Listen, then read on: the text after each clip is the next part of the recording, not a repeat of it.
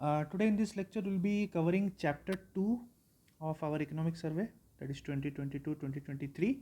The chapter name is India's medium term growth outlook with optimism and hope. Now यहाँ पे इस chapter में हम जो जैसे कि हम पहले चैप्टर भी कवर किए हैं, similarly will cover the first chapter the second chapter, that is totally prelims specific, and the relevant concepts also are covered in this chapter. So जो भी रेलिवेंट कॉन्सेप्ट्स है मैं डिस्कस करूँगा यहाँ पे, जो कि हमारा side by side static concepts भी कवर हो जाएंगे. Fine. So coming to the chapter, India's medium term growth outlook with optimism. तो एक ऑप्टिमिज्म है, एक होप है कि जो भी प्रॉब्लम्स आई हैं तो फ्यूचर में सॉल्व हो सकता है, because of lot of reforms, because of trust based governance. Private sector development में काफ़ी हेल्प कर रही है, एग्रीकल्चरल प्रोडक्टिविटी बढ़ रही है, तो lot of things are coming together. So some reforms deliver results with lagged effects as the diffusion in the economy takes time. Fine. Now यहाँ पे एक फिगर है जहाँ पे हम FDI की बात हो रही है, foreign direct investment to India increased after the impetus to investment liberalization in 2000 to 2003. जैसे कि हमारा LPG रिफॉर्म्स 1991 से शुरू हो गया था, तो कहीं ना कहीं अराउंड लेट 90s के बाद the FDI started increasing like anything. So ये देखिए 2007, 2008, 2009 तो काफ़ी बढ़ा है. Now the point is, this is not really relevant. This graph is not really relevant. What is more relevant is they will ask you recently FDI किसका बढ़ा है. So Singapore is rank 1, then is Mauritius, UAE is rank 3, USA rank 4, Netherlands rank 5, then Japan rank 6. So ये आपको करना पड़ेगा, जो कि एक डिसेंडिंग ऑर्डर पे मैंने यहाँ पे लिख दिया है.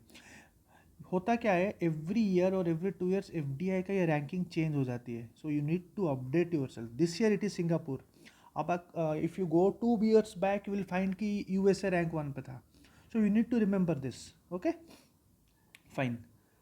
नाउ कुछ इन्फॉर्मेशन यहाँ पे इकोनॉमिक सर्वे पे लिखा है, जैसे कि this period also marked launch of the then largest infrastructure project. 2006 में गोल्डन क्वाड्रिलेटरल जो प्रोजेक्ट आया था, जो कि कनेक्ट करेगा दिल्ली, कोलकाता, चेन्नई एंड मुंबई. ठीक है, रोड कनेक्टिविटी. ये बहुत ही फेमस प्रोजेक्ट है, जो कि बहुत पहले हो गया था. एंड याद रखना, golden is only for national highways. Okay, it's only for national highways. So ये भी था. इवन 2002 पे 2002 में fiscal responsibility and budget management act, ये भी काफ़ी फेमस है. एक बहुत ही बड़ा रिफॉर्म था उस टाइम का, which told कि आवर फिजिकल जो एक्सपेंडिचर होता है, our physical deficit should be in a particular range. So this is a static subject which I'll cover here only. Even Surface Act of 2002, it's another more important act or a reform at that point of time. This one also will cover here.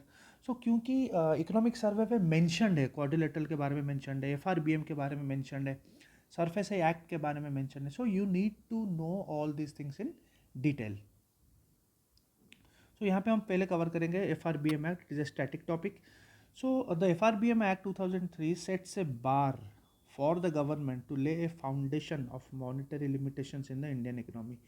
Bar in the sense वो एक range बताता है, like you can't simply keep on increasing your fiscal deficit. So your fiscal deficit should be in a particular range. It contributes to the improvement of the management of public funds and lowers the fiscal deficit rate as well. It also allows for an use of escape clause. Escape clause mean जो भी आप range यहाँ पे decide किए हैं, कभी कभी वो रेंज से आप बाहर जा सकते हैं. कब जाएंगे? इन टर्म्स ऑफ डिजास्टर और नेशनल सिक्योरिटी के टाइम पे वो फिजिकल डेफिसिट अगर भी बढ़ जाता है तो कोई इशू नहीं है. In such cases the government may deviate from its target annual fiscal deficit. ठीक है, ऑब्जेक्टिव क्या है? देखिए, the primary objective of this said act is to strike out the revenue deficit. तो हमारा गोल जो है, रेवेन्यू डेफिसिट को जीरो करेंगे और फिजिकल डेफिसिट को डाउन करेंगे. फिजिकल डेफिसिट को जीरो नहीं हो सकता, because obviously expenditure is required. Physical deficit क्या है? Total expenditure minus total revenue. और एक्सपेंडिचर इज ऑलवेज नीडेड, ये नहीं कि सिर्फ खर्चा करते जाओ, बोरो करते जाओ, but expenditure is always needed for economy to run. But revenue deficit, our government is trying the revenue deficit should be zero. Now the concept, जैसे कि मैंने फर्स्ट क्लास में भी बताया था, फर्स्ट इसका जो पहला क्लास लेक्चर है वहाँ पे भी मैंने एक्सप्लेन किया था, और एक बार बता देता हूँ। रेवेन्यू डेफिसिट क्या होता है? Revenue deficit is revenue expenditure minus revenue receipts. अब रेवेन्यू रिसीट्स क्या है? रेवेन्यू रिसीट्स है तुम्हारा जो tax revenue, non tax revenue. Tax revenue क्या होता है? जो हम टैक्स भरते हैं सरकार को जो मिलता है वो सरकार का रिसीट हो गया, revenue receipt. Non tax revenue क्या होता है? For example if we get caught of not wearing a helmet, तो वो जो फीस होता है जो हम भरते हैं वो भी गवर्नमेंट के पास ही जाती है, तो वो भी रेवेन्यू रिसीट है। अब रेवेन्यू एक्सपेंडिचर क्या है? जो डे टू डे एक्सपेंडिचर होती है, सरकार की डे टू डे एक्सपेंडिचर होती है, खास करके जो रेवेन्यू एक्सपेंडिचर होती है वो एक साल, लेस देन 1 ईयर का जो एक बेस 1 ईयर के अंदर में वो कैलकुलेट होता है। और यहाँ पे it is not related to any assets और लाइबिलिटी, वो कैपिटल पे आ जाएगा, जो एसेट्स का होता है, ठीक है। So revenue expenditure day to day expenditure, जैसे कि फॉर एग्जांपल सैलरीज तो देना पड़ेगा, डिफेंस पे जो खर्चा होता है वो तो करना पड़ेगा। तो दीज आर रेवेन्यू एक्सपेंडिचर। तो अगर रेवेन्यू एक्सपेंडिचर ज़्यादा हो जाता है, it is more than revenue receipt, so it means the government is facing a revenue deficit. और revenue deficit means day to day expenses करने के लिए भी सरकार के पास पैसा नहीं होता, तो it is a very bad thing. So इसीलिए the revenue deficit should be zero. What is the primary objective of FRBM? Revenue deficit को जीरो करेंगे एंड फिजिकल डेफिसिट को रेंज पे रखेंगे या लो करेंगे, ज़्यादा हाई नहीं करेंगे, ठीक है, fine. So these are the prime concept between this. Now mention in the comment box what is effective revenue deficit. What is effective revenue deficit? ये क्या है और ये कब आई थी? What was the year and what was the committee name which brought this? Committee name which brought this, mention in comment box. Fine. Now coming to the key features of FRBM Act. तो FRBM act का जो की features है, तो यहाँ पे मैंने लिख दिया है, it is responsible for maintaining and placing things in union budget document in parliament every year which is mandatory, you have to put in parliament, ठीक है। In items that the government should maintain along with the budget documents are specifications of medium term physical policy statement, specifications of micro economic framework statement, specifications of fiscal policy strategy statement. Okay, it was recommended that all the 4 fiscal index, that is the revenue deficit, fiscal deficit, tax revenue and total remaining due or debt as GDP, सब हर चीज़, हर parameter जो है वो GDP के percentage के हिसाब से calculate होती है। ये statement of the medium term physical policy statement में आना चाहिए। This 4 you have to remember. यहाँ पे टैक्स रेवेन्यू है, नॉन टैक्स रेवेन्यू नहीं है, ठीक है, फाइन। अभी रिसेंटली हुआ क्या है, इसमें थोड़ा चेंजेस लाने की कोशिश हो रही है। Review of the FRBM app, the government wants to review it and bring some changes. Okay, तो एक कमेटी बिठाई गई थी, जिस कमेटी का नाम है NK Singh committee. Recommendations of the NK Singh committee, यहाँ पे रिकमेंड क्या किया है, उसने रिकमेंड ये किया है कि द डेप्ट to GDP ratio by 2022-2023 should be 38.7% for central government, 20% for the state government. Physical deficit का जो टारगेट है वो 2.5% ऑफ द GDP रहेगा by 2022-2023. Borrowing from RBI should occur when the center is to recover from a temporary shortfall. Receipt में अगर थोड़ा बहुत, revenue पे अगर थोड़ा बहुत शॉर्टफॉल हुआ है तो RBI से बोरो कर सकते हो। ये रेकमेंड किया है NK सिंह कमेटी ने। सेटिंग अप ए ऑटोनोमस फिजिकल काउंसिल, जो कि सरकार को एडवाइस करेगा। Okay, fine. अभी एस्केप क्लॉज क्या है, अभी हमने बात की एस्केप क्लॉज के बारे में. Escape clause was recommended by the encasing committee to provide flexibility in situations where the central government can show some flexibility in following fiscal deficit targets, but her time पे नहीं है, under special circumstances. जैसे कि एक war चल रहा है या कोई सिक्योरिटी का प्रॉब्लम हो गया या फिर कोई फ्लड आ गया, डिजास्टर हो गया, उस टाइम पे you can have a flexible thing और फ्लेक्सिबल टारगेट्स. आप टारगेट्स चेंज कर सकते हो, आपका जो फिजिकल डेफिसिट टारगेट्स आप चेंज कर सकते हो. FRBM Act was further amendment in 2018 where the escape clause enables the government to relax the fiscal deficit target up to 50 basis point और 0.5% तक आप थोड़ा चेंज कर सकते हो. Okay. Under the escape clause, RBI participates directly in the primary auction of government bonds, thus formalizing deficit financing. इस time पे कितना, what is deficit financing? Deficit financing क्या होता है? जब सरकार की फिजिकल डेफिसिट होती है या फिर डेफिसिट होती है तो सरकार बोरो कर सकती है. किससे बोरो कर सकती है? आरबीआई से कर सकती है. और किससे कर सकती है? पब्लिक से कर सकती है. ठीक है. This is deficit financing. Deficit financing. तो आरबीआई से जब करेगी तो क्या करेगी? तो बॉन्ड खरीदेगी. ठीक है. तो आरबीआई जब बॉन्ड, तो जो सरकार के बीच में जो ऑक्शन होता है, selling and buying of bonds होता है, तो यहाँ पे आरबीआई डायरेक्टली पार्टिसिपेट करता है जब government opts for deficit financing. Okay. याद रखना, डेफिसिट फाइनेंसिंग जब होता है, जब सरकार डेफिसिट, अपना जो डेफिसिट हो गया उसको फाइनेंस करने के लिए बोरो करती है, तो आरबीआई से भी कर सकती है, पब्लिक से भी कर सकती है थ्रू बॉन्ड्स. Okay fine. अभी कुछ लेटेस्ट चेंजेस क्या हुआ है, will check it from here. Latest 2022-2023 budget में, in the budget speech the finance minister noted that the government aims to reduce the fiscal deficit to below 4.5% of the GDP by 2025-2026. You have to remember this fact based statements because recent times में prelims में 1 or 2 questions will be fact based. They'll put some percentage. Okay. Estimated fiscal deficit for 2022-2023 6.4% of GDP and estimated revenue deficit is this much 3.8%. देखिए, अभी भी revenue deficit estimate वो 3.8% कर रहे हैं, लेकिन जो FRBM एक्ट का जो ऑब्जेक्टिव है, FRBM एक्ट का ऑब्जेक्टिव है कि रेवेन्यू डेफिसिट को जीरो करेंगे. वन डे और द अदर इसको जीरो करेंगे, which is very difficult, but it is the prime objective. Okay. अभी भी 3.8% वो रेवेन्यू डेफिसिट को एस्टिमेट करके जा रहे हैं, तो इस 3.8% को जीरो लाना है. Fine. The primary deficit is estimated to be 2.8% of GDP in 2022-2023. Primary deficit हमने डिस्कस कर लिया है लास्ट क्लास में. ओके. सो लास्ट क्लास में, if you are not comfortable with all this deficit, you can go to the first chapter 1. In chapter 1 I have discussed all the deficits. Okay. Concept level पे मैंने discuss कर दिया है. Okay. Now FRBM act cover हुआ जो कि mention था. Now will also cover SARFAESI act जो कि इकोनॉमिक सर्वे में मेंशनड है. Will cover this in detail. Key pointers which are important for prelims. Now SARFAESI act का फुल फॉर्म क्या है? The securitisation and reconstruction of financial assets and enforcement of security interest act of 2002, more commonly known as the SARFAESI act. ये act करता क्या है? ये act, it allows the banks and other financial institutions to recover loans by auctioning off the defaulter residential और commercial assets.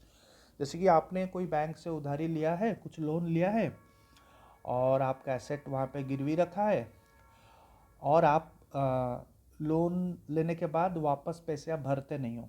ठीक है. तो एक टाइम बाद क्या होता है, ये एक्ट लग जाता है और आपका जो एसेट है, कमर्शियल एसेट से या फिर रेसिडेंशियल एसेट से, वो सब जैसे कि हम बोलते हैं ऑक्शन हो जाएगा. ठीक है. और ये कौन करेगा? Bank and other financial institution, not only banks. ठीक है. So it empowers financial institution to cease and desist. They should give a notice to the defaulting borrower asking to repay the amount within 60 days. Within 60 days में पहले एक notice they will give you to the borrower. If you are not able to do it, then if the debtor does not comply, if the debtor is not able to repay back, the bank can resort to any one of the following. ये 3 कर सकता है. Bank आपका position ले लेगा of the loan security, sell or lease or assign the right over the security, manage the asset or appoint someone to manage the same. जो भी आप सिक्योरिटी पे रखे हो, लोन जब लेते हो, तो the thing is it is related to surface act is related for secured loans. Okay, आप जब लोन लेते हो कुछ एक सिक्योरिटी रख के लोन लेते हो, तो वो जो सिक्योरिटी आपने वहाँ पे गिरवी रखा है बैंक्स में, it will be taken by the bank, the bank can sell it, ठीक है, मैनेज भी कर सकता है, किसी और को अपॉइंट भी कर सकता है, ठीक है। द लॉ परमिटेड, यहाँ पे और एक पॉइंट है, फॉर्मेट परमिटेड, जब भी हम ARC की बात करें, that is asset reconstruction companies, यहीं से हुआ है the first asset reconstruction companies ARCIL Arcil, तो यहाँ से ही एसेट रिकंस्ट्रक्शन ARCs का फॉर्मेशन शुरू हुआ था। The law permitted formation of ARCs and the sale of non performing assets by banks to these ARCs।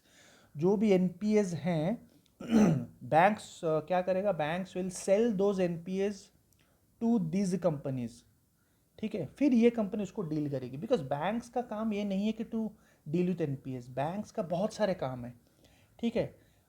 तो बैंक्स क्या करेगी, to will sell those non performing assets to ARCs, और ये ARC को रेगुलेट कौन करता है, RBI करता है, which are regulated by RBI, remember. तो ये यहाँ से आया है सरफेस एक्ट से, और ये पहला एसेट रिकंस्ट्रक्शन कंपनी है ARCIL।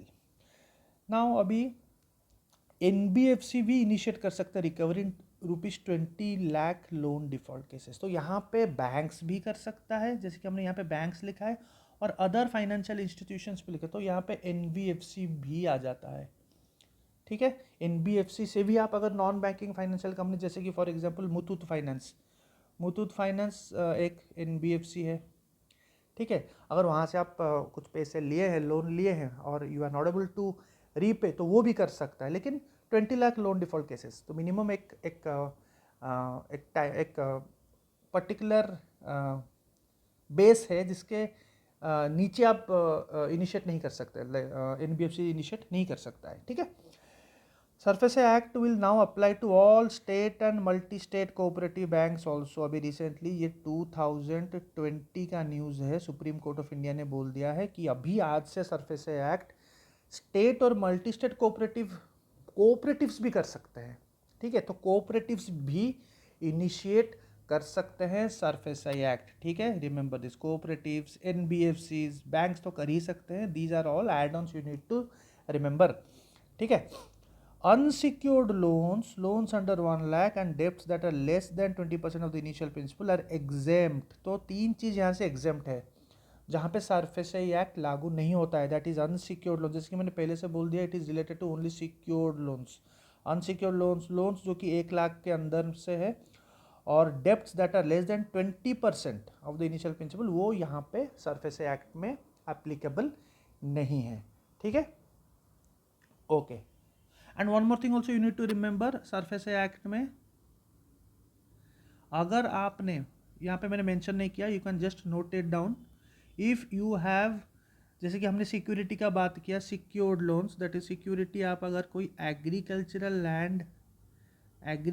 Land you are giving as a collateral to the bank for a loan, but then and you are not able to repay, so this agricultural land cannot be sold by banks, remember this point, okay, important point है prelims के लिए, okay fine. आगे बढ़ते हैं, और क्या लिखा है, एक फिगर है, यूनियन गवर्नमेंट का capital expenditure as a % of GDP, वो काफ़ी बढ़ रहा है, देखिए ये 2023 है। कैपिटल एक्सपेंडिचर लास्ट क्लास में हमने पढ़ा था, कैपिटल एक्सपेंडिचर वही खर्चा होता है जो कि कैपिटल एसेट्स का खर्चा है, एक्सपेंडिचर ऑन एसेट्स। तो capital expenditure always greater than 1 year, ठीक है। जैसे कि फॉर एग्जांपल बिल्डिंग हो गया, कैनल्स हो गया, ओके, वो सब कैपिटल इन्वेस्टमेंट होता है। तो सरकार का अभी जो भी जो ड्राइविंग फैक्टर है, फॉर एग्जांपल हमने लास्ट चैप्टर 1 में भी वही पढ़ा था, जिसको हम कैपेक्स बोलते हैं, capital expenditure is on a rise, और कहीं ना कहीं this capital expenditure is driving the economy. तो क्वेश्चन ट्रेंड क्वेश्चन आता है, okay, if you see previous year question will come to know, trend question economy में आता है इन प्रीलिम्स। सो यहाँ पे स्टेडीली 2021, 2022, 2023 आप ध्यान से अगर देखो, कहीं ना कहीं स्टेडी इंक्रीज हो रहा है, capital expenditure, there is a steady increase in capital expenditure even from 4 साल से, आप यहाँ से भी देख सकते हो, ठीक है, कम नहीं हुआ है। तो 4 और 5 ईयर्स में भी ये तो सेम था, तो कहीं ना कहीं लास्ट 5 ईयर्स से तो एक स्टेडी इंक्रीज हो रहा है। ओके फाइन, तो ये स्टेटमेंट आ सकता है लास्ट 5 ईयर्स से डिक्रीज हुआ है या इंक्रीज हुआ है। इवन स्टेडी अगर वर्ड भी आएगा तभी भी सही होगा when it comes to capital expenditure. Okay fine, next कुछ इन्फॉर्मेशन और भी है, जैसे कि इकोनॉमिक सर्वे हैज मेंशन कि कैपिटल एक्सपेंडिचर की बात जब हो ही रही है तो जाहिर सी बात है बहुत सारे स्कीम्स है जो कि रिलेटेड टू कैपिटल एक्सपेंडिचर है, जैसे कि भारतमाला, ठीक है, Sagarmala, port in modernisation, port connectivity, port infrastructure, these are all capital investment, these all projects are related to capital expenditure. सरकार खर्चा कर रही है इसमें, इलेक्ट्रिफिकेशन, रेलवेज अपग्रेडेशन हो रहा है, न्यू एयरपोर्ट्स बन रहे उड़ान स्कीम में। सो Sagarmala, Bharatmala, Udan, these are all old schemes. So I hope you are done with these schemes. अगर आप ये स्कीम्स आपको पता नहीं है, so you are very backward in your preparation. आपको ये सब चीज़ रेडीमेड होने चाहिए, क्योंकि these are very common schemes, most of the students know it. If you do not know it means you are कहीं ना कहीं आप बहुत ही ज़्यादा लैग कर रहे हो, ठीक है। अब 1-2 साल में कुछ न्यू कैपिटल स्कीम्स भी आए हैं, कैपिटल प्रोजेक्ट स्कीम, जैसे कि national monetisation pipeline, national infrastructure pipeline, ये भी तो बहुत फेमस था, 2019 का स्कीम है, अभी भी न्यूज़ में है। नेशनल मोनेटाइजेशन पाइपलाइन अभी भी न्यूज़ में है। ये सब इंफ्रास्ट्रक्चर क्रिएशन के लिए स्कीम्स है जो कि कैपिटल इन्वेस्टमेंट और कैपिटल एक्सपेंडिचर में आती है, ठीक है।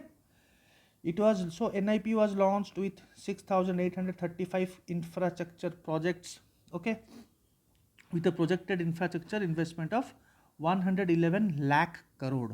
तो ये सब याद करने की ज़रूरत नहीं है। सो अभी हम यहाँ पे कवर करेंगे नेशनल इंफ्रास्ट्रक्चर पाइपलाइन।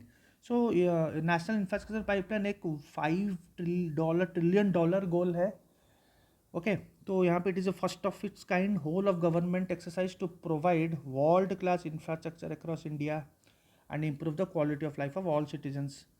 सो यहाँ पे जो मेन इसका है, तो attain the target of becoming a $5 trillion economy by 2025। Green field brown field projects में इन्वेस्टमेंट्स हैं, ठीक है, and it will be constituted under a chairmanship of secretary of department of economic affairs, ministry of finance। तो ये सब आप याद कर सकते हो, but if you need to remember one thing, this is one thing you need to remember, fiscal during the fiscals 2020 to 2025 sectors such as energy sector, road sector, urban sector, railways amount to around 70% of the projected capital expenditure। so इनमें से ये जो चार है, energy, road, urban, railways, यही 70% total जो India का capital expenditure है उनका 70% यही है। इनमें से सबसे ज़्यादा अगर कौन है तो वो है energy sector. You have to remember this, energy sector. Okay fine,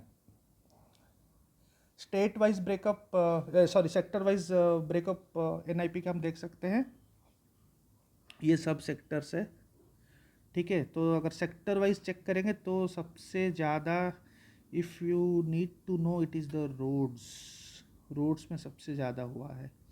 so these kind of questions also they may ask, they will not ask the exact number, you should know roads में सबसे ज़्यादा when it comes to NIP, roads में सबसे ज़्यादा हुआ है, food processing में सबसे कम हुआ है, ठीक है।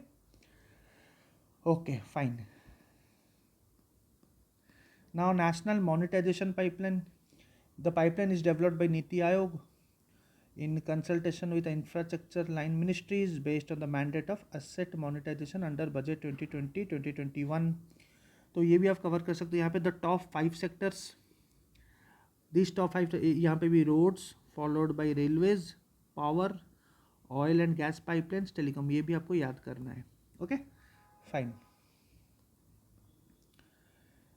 Now will move on to another thing, that is the unorganised sector. ये भी एक बहुत ही इंपॉर्टेंट टॉपिक है, बहुत ही इंपॉर्टेंट टॉपिक है for both prelims and mains. Another vital contribution of digital infrastructure has been greater formalisation of the economy. अब अभी जो लास्ट 5-6 साल से डिजिटलाइजेशन बहुत बढ़ गया है। जब डिजिटलाइजेशन बढ़ गया है तो कहीं ना कहीं फॉर्मलाइजेशंस भी इंक्रीज हो रहा है, which is good for our economy, because हमारे इकोनॉमी में अनऑर्गेनाइज सेक्टर बहुत ही ज़्यादा है। ठीक है।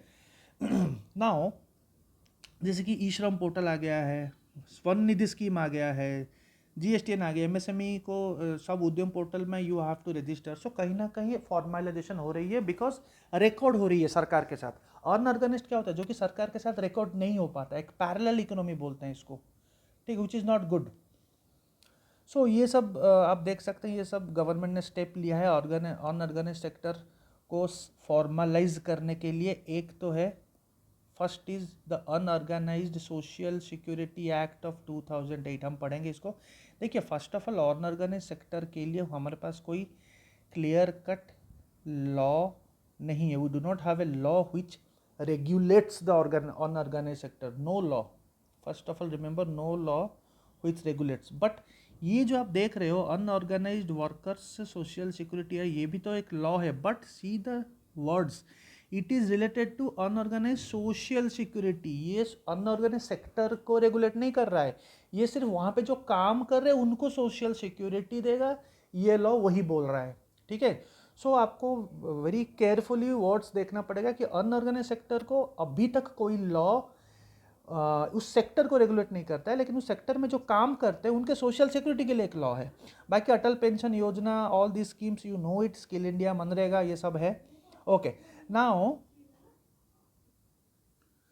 सो सो हम अभी फर्स्ट ऑफ ऑल जो जो अनऑर्गेनाइज सेक्टर्स का जो डिटेलिंग है वो भी will cover it here itself. If you see here, the informal sector contributes around half of the GDP.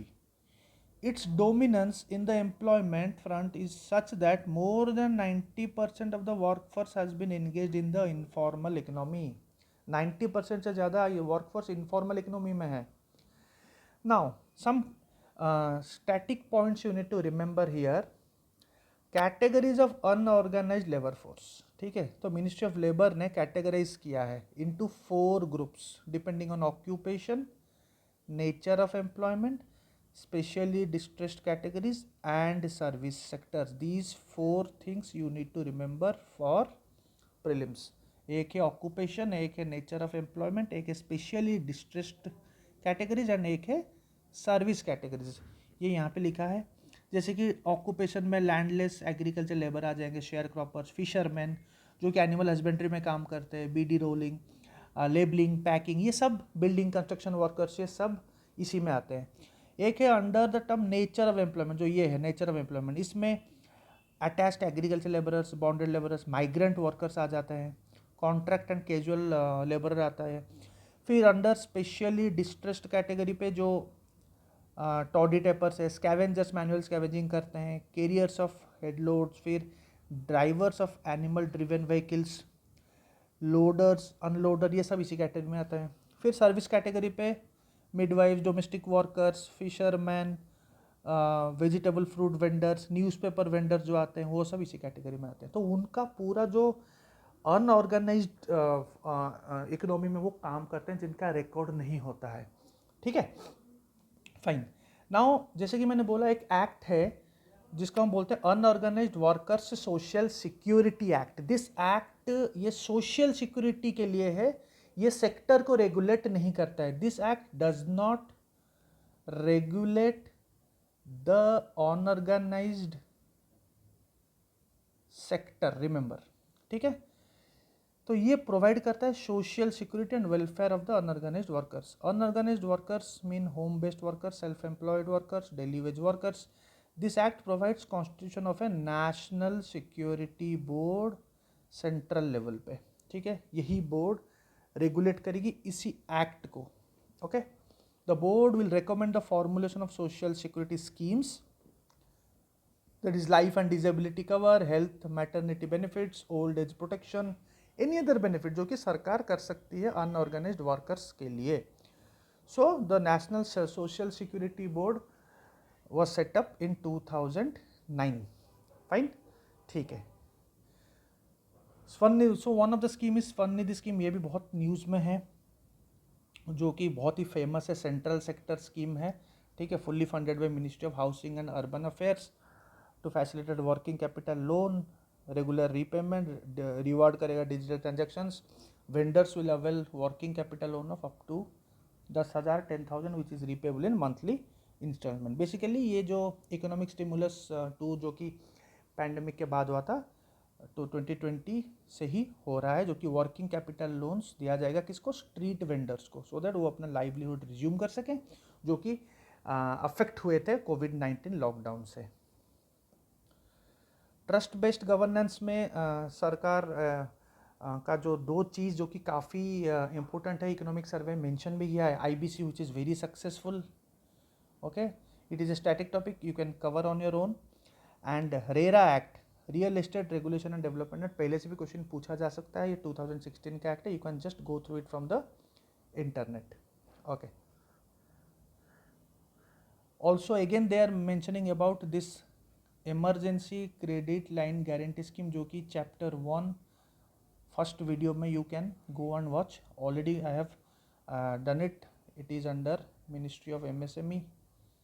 तो ये भी काफ़ी इंपॉर्टेंट स्कीम है जो कि बार बार चैप्टर्स में मेंशन हो रहे हैं इकोनॉमिक सर्वे के, so you can go through the chapter, those who haven't gone through chapter 1 please go through it, यहाँ पे मैंने बहुत अच्छे से एक्सप्लेन कर लिया है। अभी एग्रीकल्चर में भी काफ़ी चीज़ हो रही है, सॉइल हेल्थ कार्ड क्वेश्चन आ चुका है पहले से भी, ई नाम वेरी फेमस, फिर agriculture infrastructure fund, all this you have to cover, the micro irrigation fund, so 1 2 3 4 you need to cover, okay, जो कि एग्रीकल्चर में काफ़ी जो डेवलपमेंट प्रोडक्टिविटी एनहेंस हुआ है, and economic survey is focusing on this 4, so you need to take this 4, search it from the internet and make your own notes, very simple.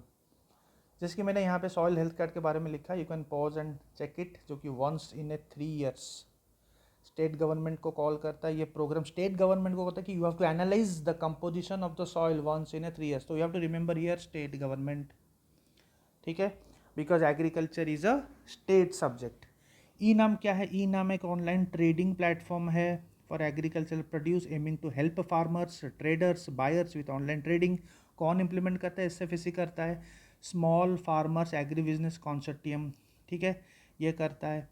Now ये है क्या, नाउ एसएफएसी क्या है, SFAC basically एक society है, remember it's a society, it is a society promoted by whom, promoted by ministry of agriculture, it is not under ministry of agriculture, under word आ जाएगा तो वो गलत है, it is promoted, ठीक है। तो ये क्या करता है, एसएफएसी क्या करता है, स्मॉल फार्मर, तो वर्ड है स्मॉल फार्मर्स, एग्री बिजनेस, तो स्मॉल फार्मर का एग्री बिजनेस को बढ़ावा देगा, उनको फैसिलिटेट करेगा, उनको पैसे देगा, so that you improve your agriculture business to facilitate agri business ventures by catalysing private investment. Venture capital जो इनिशियल कैपिटल होता है, सीड फंडिंग होता है, वो भी देगा, ठीक है, फाइनेंशियल इंस्टीट्यूशंस के साथ मिलके। तो role of state is to aggressively promote these thing. तो इसका मैनेज कौन करता है, it is govern by a board, इनका एक बोर्ड है, लेकिन इस बोर्ड का चेयरमैन जो है वो अपन हमारा यूनियन मिनिस्टर ऑफ एग्रीकल्चर है। तो ये प्रमोट, तो इसलिए यूज द वर्ड प्रमोट, ये सोसाइटी है, ये अगर सोसाइटी है तो it will be registered under societies registration act, ठीक है, ओके। तो इसका जो बोर्ड है, बोर्ड का चेयरमैन है minister of agriculture, and the secretary department of agriculture cooperation farmers welfare is the ex officio vice president, chairman हो या फिर प्रेसिडेंट हो, जो भी है। तो the president is the minister of agriculture, vice president is the secretary of department of agriculture, ये जो डिपार्टमेंट है ये मिनिस्टर ऑफ एग्रीकल्चर के अंडर में एक डिपार्टमेंट है, ओके। तो यहाँ पे इकोनॉमिक सर्वे ने एक कंपेयर किया है कि 1998, 2002, 2014, 2022 में क्या शॉक हुआ था।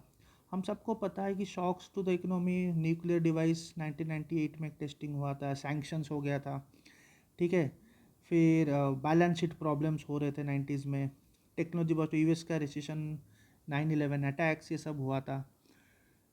फिर लेकिन 1998 टू 2002 में ये तो शॉक्स है, लेकिन कुछ स्ट्रक्चरल रिफॉर्म्स भी हुए हैं। सबसे बड़ा रिफॉर्म अगर इसी फेज़ पे कुछ हुआ है तो वो है FRBM एक्ट, प्राइवेटाइजेशन, एलपीजी हो गया, ठीक है, लेकिन लेट 90s में प्राइवेटाइजेशन हुआ, ठीक है।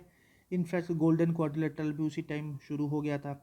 तो you have to remember only this two, these are very important points. लेकिन फिर उसके बाद one of shocks delayed the growth returns, फिर उसके बाद भी कंटिन्यूटी नहीं हो पाया, ठीक है, कंटिन्यूटी नहीं हो पाया ना। हो जब हम 2014-2022 की बात करें तो यहाँ पे शॉक्स क्या था, period of banking, non banking, जो कि कॉर्पोरेट सेक्टर बैलेंस शीट जो प्रॉब्लम हुआ था, एनपीएस थोड़ा बढ़ गया, ठीक है, ग्लोबल कमोडिटी प्राइस शॉक हुआ, इन्फ्लेशन हुआ। लेकिन बहुत सारे अच्छे चीज़ भी इंडिया में हुए हैं। फाइनेंशियल इंक्लूजन हुआ, जीएसटी आया, IVC, privatisation, decriminalization of offenses, vaccines rollout, this is very important. So these are the structural reforms of this time period they may ask in prelims. Vaccines rollout is also a structural reform. Now what is a structural reform? जो कि काफ़ी सालों से एक process चल रहा था, एक स्ट्रक्चर, एक पर्टिकुलर प्रोसेस से चीज़ें होती है, तो suddenly you are breaking it and changing it. For example GST suddenly एक चेंज है, तो it is structural reform. Vaccine roll out, suddenly pandemic आया, वैक्सीन के ऊपर उतना फोकस नहीं था, but now you are focusing more on the vaccine, so it is a structural reform. Aatmanirbhar digital infrastructure, हम डिजिटल के ऊपर बहुत ही ज़्यादा फोकस करें, जो पहले से था नहीं। So these are all structural reforms, ठीक है, fine. Now we are coming to the last part, growth magnets in this decade 2023 to 2030. So India is prepared to grow at its potential once the one off shocks recede. तो अभी तो shocks है, जैसे कि war हो रहा है बाहर यूक्रेन का, इवन पैंडेमिक अभी भी चल रहा है, ठीक है, ग्लोबल सिचुएशन उतना सही नहीं है, ठीक है।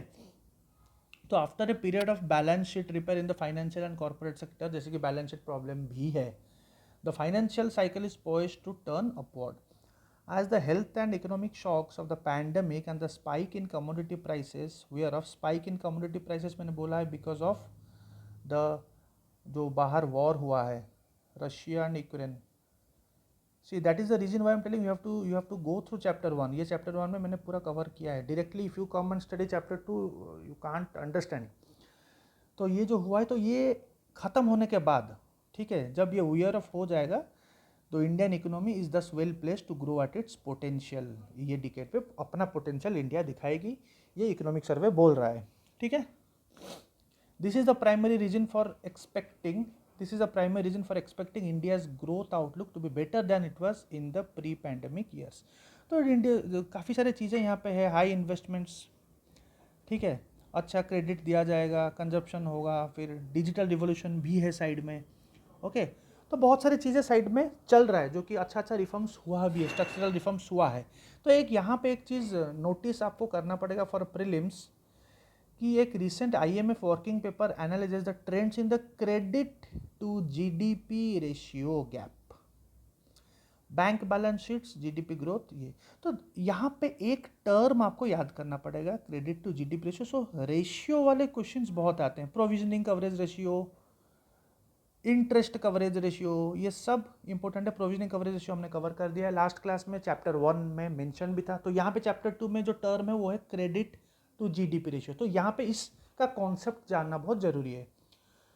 सो इवन आप देखोगे तो मिंट में 2021 में भी एक न्यूज़ आया है, India's bank credit to GDP ratio inches up to 56% in 2020। तो क्रेडिट टू जीडीपी रेशियो हमेशा होता है from whose perspective, from banks perspective.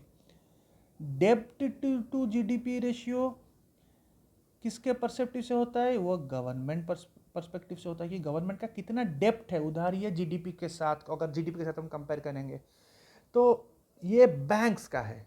Credit to GDP ratio ये सरकार का नहीं है, the ratio is from the bank side, this calculation जो होता है, ठीक है।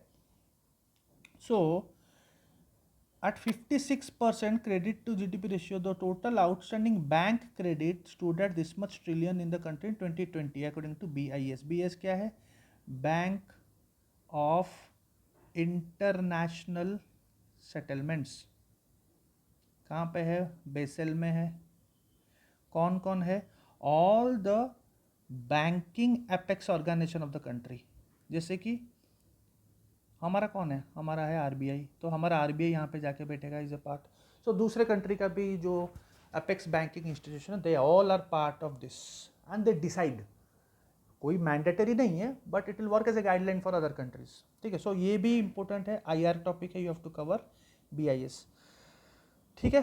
So but this is still the second lowest among all its Asian peers. तो जो भी एशियन पियर्स हैं, जो कि एशियन कंट्रीज है, ये सेकेंड लोएस्ट है। According to analyst, bank credit growth is a key indicator of economic growth, and a credit GDP ratio of 100% is the ideal, which indicates robust demand for credit without the fear of a bubble in the bank. इसका मतलब ये है bank credit growth is a good thing, ठीक है, it is a good thing. So credit to GDP ratio 100% अगर है तो ये आइडियल है, बिकॉज यही डिमांड क्रिएट करता है। पैसा क्रेडिट बाहर जाएगा तो जाहिर सी बात है डिमांड बढ़ेगा, और डिमांड कम होना is not a good thing for the economy, because there has to be a demand for the economy to run. So a higher credit GDP ratio indicates aggressive and active participation of the banking sector। जब because हम credit to GDP ratio बात ही कर रहे हैं from the banks perspective, और जो ये higher हो रहा है तो इसका मतलब ये है कि बैंक्स के पास पैसा है और बैंक्स कहीं ना कहीं एग्रेसिव पार्टिसिपेशन कर रहे हैं। Yes, it has its disadvantages also, everything has one kind of disadvantage, but still then banks का एग्रेसिव पार्टिसिपेशन हो रहा है इकोनॉमी में जब higher credit to GDP ratio होती है, while a lower number shows the need for more formal credit. This is also a key reason for economists and analysts calling the privatization of state-run banks to increase the credit growth. Credit तो इसलिए economist काफ़ी सारे बोलते हैं कि once you increase जो कि हमारा स्टेट बैंक है, जैसे कि जो सरकार पीएसबीज, जैसे कि पीएसबीज, तो क्रेडिट ग्रोथ बढ़ाने के लिए उनको प्राइवेटाइज करो। But the thing is again, it is one positive, but it is not always preferable कि सारे पीएसबी बैंक्स को प्राइवेटाइज कर दो, वैसा नहीं होता है। So at 56% the country's bank credit growth ratio is at a 5-year high, when in 2015 it stood at 64%, yet it is just over half of what G20 economies clocked last year. So this is the topic which you need to cover. These are all the important facts which are mentioned in chapter 2 of economic survey. In the next video I will be coming with chapter 3, which is very important chapter, that is fiscal policy. Okay, thank you.